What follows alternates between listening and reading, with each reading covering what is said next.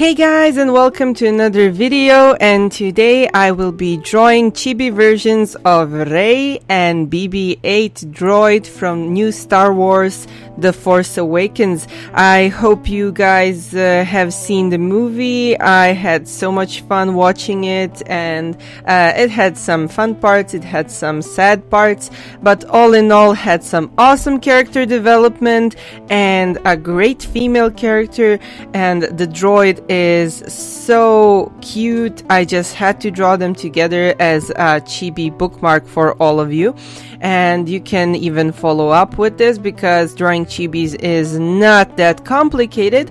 The only trick you have to do is to maximally simplify stuff. For example, chibis don't have noses usually.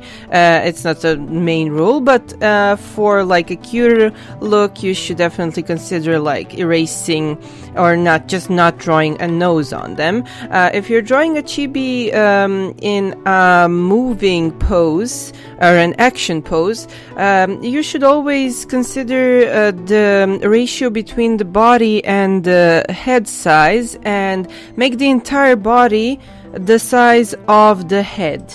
And when you're sure that the entire body is approximately the same size as the head, try to pose out the hands and feet without even thinking about knees or knuckles or just any kind of angles on the character. Everything is squishy, everything is egg-shaped, and so are the hands and feet. If you want, you can add tiny fingers or tiny little feet on your character's legs, and that's pretty much it.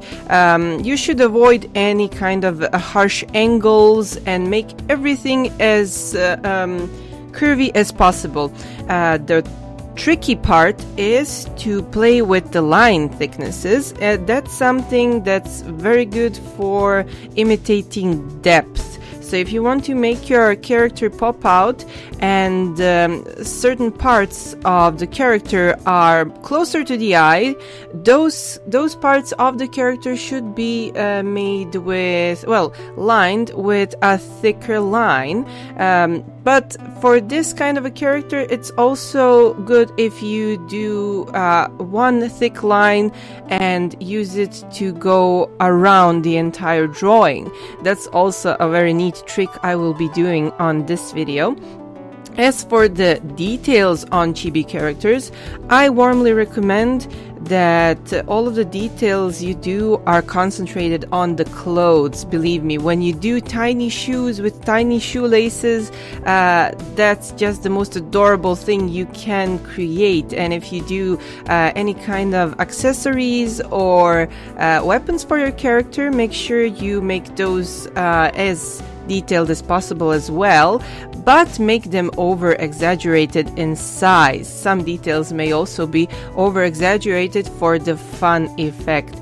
And as you can see, I'm using this pencil which has gray pencil in it, and using the gray part just to mark where the droid's markings will be, but I made these markings in gray lines on purpose so that the droid which is behind Rey is actually less visible because of the gray lines. That's important because you don't want your main character to be overshaded with a character that's standing behind them.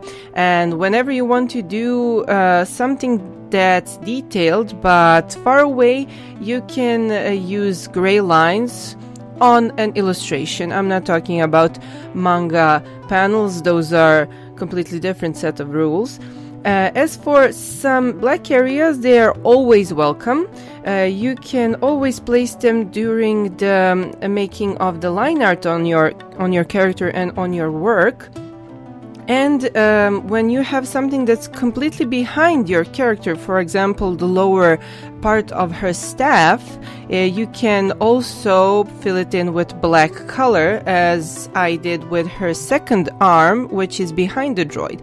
The point of this drawing was to actually make it look like you're holding the BB8 with your fingertips and Rey is clutching onto it so that she can protect it. It's very important to the story. That's why I wanted to watch the movie before I drew these two, and I really enjoyed the movie and the characters and even the villain. Everybody was so neatly written, and I really enjoyed it, so I recommend this movie to everybody to watch. It had some sad and sad moments as well, so be prepared for a tear or two.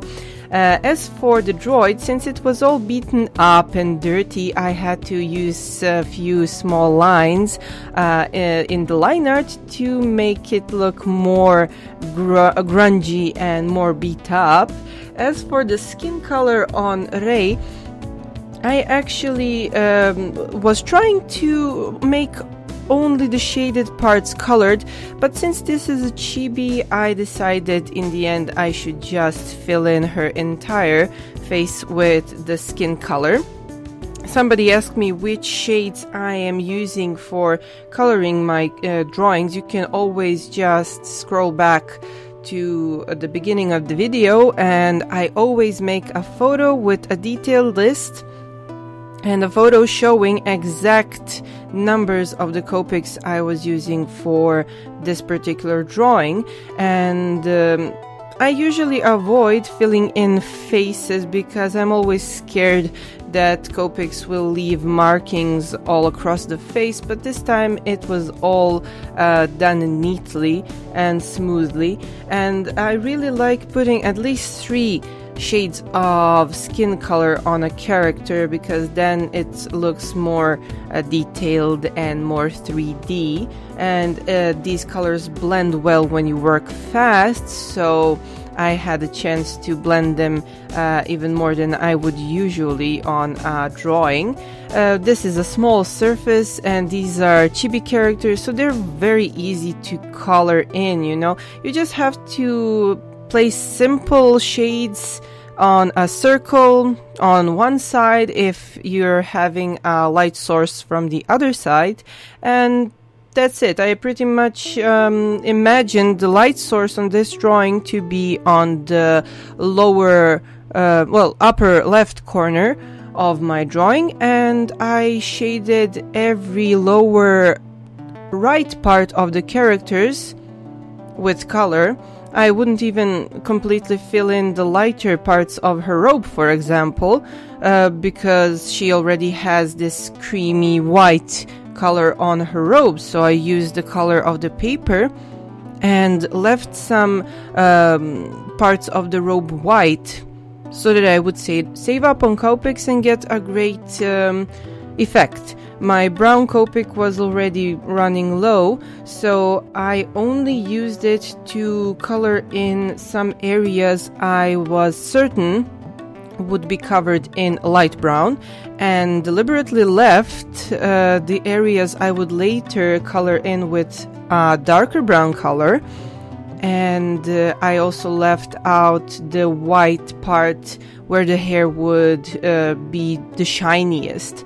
So I deliberately left the pure white color of the paper for her hair to be nice and shiny. I also used the same the same shade of brown to color in her eyebrows and her belts and her little shoes. This kind of outfit is really simple to do, and you only need to be careful about the flowy parts so that they look a bit realistic but still simplified. That's the main trick about drawing manga. I don't know really what color of her eyes are, but I used brown because she's supposed to represent a simple character and yet a character with so much strength and power in her soul. So yeah, I don't want to spoil anything. BB8 is is mostly remembered by his orange and white color scheme, which was really nice, and I am so tempted to get some BB8 merchandise very soon, like a USB or something. But anyways, I used warm gray and cool gray to mix up on his shaded areas so that he can look even more realistic and grungy and dirty and just more 3D. And of course, in the end, as I always do with my cutout paper children, I literally cut out the paper right around the character without being too precise, because when you do this kind of cutting out, you always have that nice white border around your character, and that saves you a lot of effort to use white color and make white outlines by using white paint or a white gel pen. So the paper does its trick yet again. My scalpel was a bit dull, so I had to repeat this cutting out from the opposite side of the paper. But this paper children will this paper child will definitely be available for all my patrons to download and cut out by themselves and just use them in whichever way they like, because these two characters are just too adorable not to have on your desk or on your wall or as decoration. And of course, white gel pen is something that makes everything pop out, it makes everything more fun and dynamic. I always add some lights in the eyes. And that's it. And they're done. You can use them as a bookmark or a decoration in your room, and you can download them in full HD in color on my Patreon page by becoming my patron. And of course, you can always learn how to draw chibis just like this in my book Manga Crash course, available in English and French languages. Thank you guys so much for watching. See you guys next time.